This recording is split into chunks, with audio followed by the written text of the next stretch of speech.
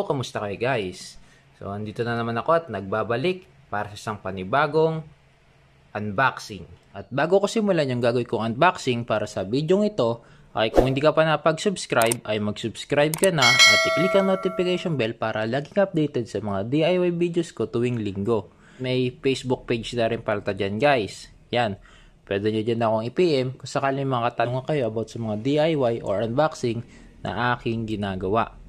Yan. So, bale, yung video ito ay magiging episode 3 ng ating unboxing. So, mag-unbox tayo ng isang budget-friendly na cassette type na COGS or CAGS. Yan.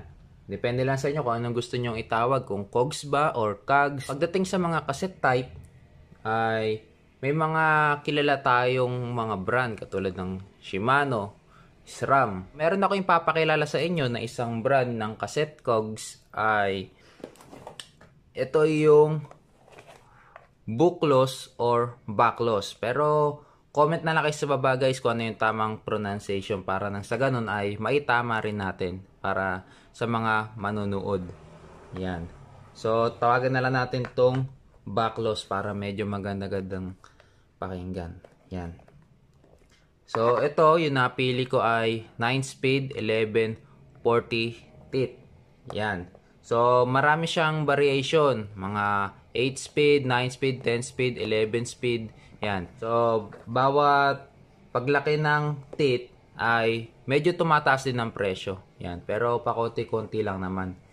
So, ito, dati akong 1136 teeth na cassette type. Pero, tatry ko muna tong 1140 teeth. Yan. So, buksan na natin.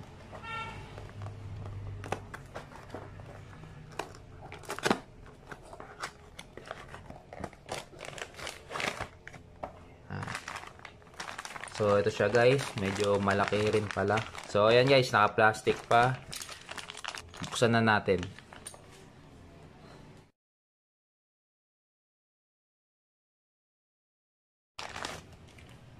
So, ayan guys. Kung mapapansin nyo, ito ay nahahawig sa cassette type ng Sagmit. Yung 1142 teeth na 9-speed din. Yan, halos pareho lang din sila. So, meron ditong lock. Yan. Meron ditong 11 teeth. Yan, ito yung 11 teeth niya guys. Tapos, ito naman ay 13 teeth. Yan. 13 teeth to guys. So, dito, yan, isa-isayin natin. So, meron tayo ditong 16 teeth. Yan. Tapos, 20 teeth. 24 teeth. 28 teeth. 32 teeth.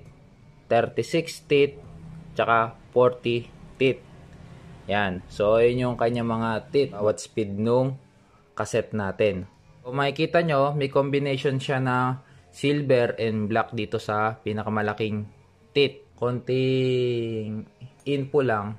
Pagka magpapalit kayo ng COGS, lagi nyo sasabayan ng palit ng kadena. Yan. Kasi may possible na kapag yung, halimbawa magpapalit kayo ng sprocket ng inyong bike, yan bago, tapos yung kadena nyo luma, possible na tumalon yun.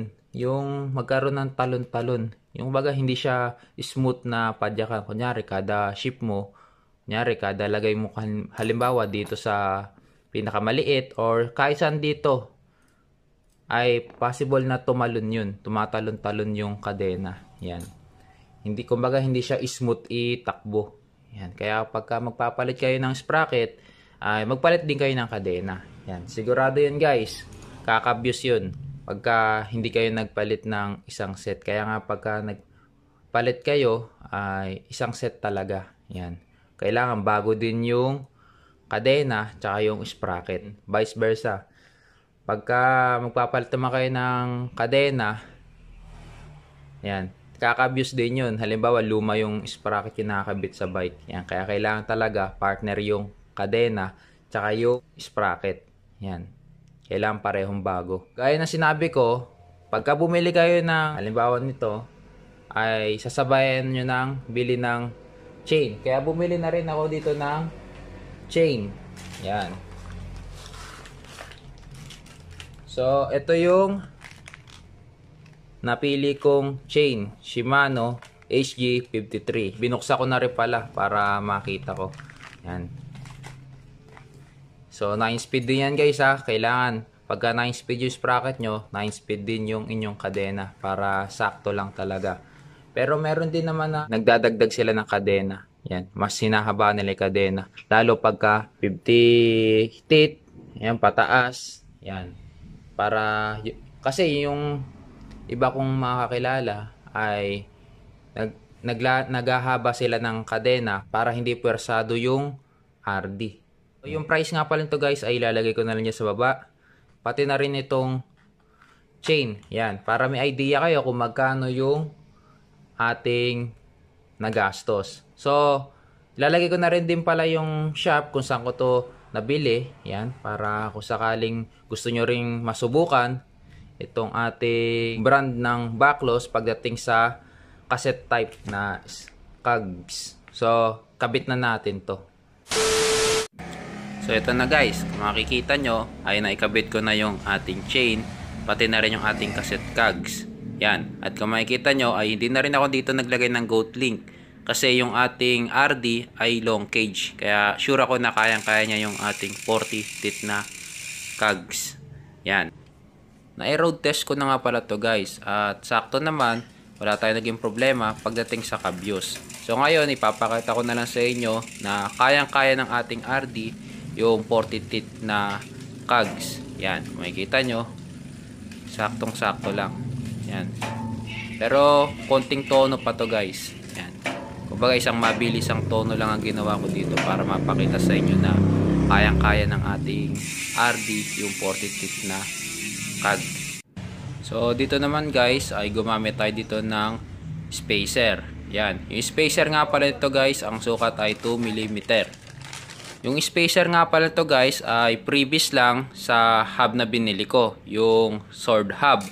Yan, gumamit tayo dito ng spacer kasi nung nilagay ko yung cassette ay may space pa. Kaya kahit na ilagay ko na yung lock ay umaalog pa rin yung cassette. Kaya pagka na-encounter nyo rin yung ganitong pagkakataon ay huwag kayong kabahan dahil spacer lang yung sagot. Yan. Yung spacer nga pala guys ay available naman sa Shopee. Maraming salamat po sa panonood at sana po ay nadagdagan ng inyong kaalaman. At kung nagustuhan nyo yung video ko, huwag nyo kakalimutan mag-like, subscribe kung di ka pa napag-subscribe at i-click nyo na rin notification bell para lagi ka updated sa mga DIY at unboxing videos na aking ginagawa. So laging tatandaan, always keep safe and always ride safe.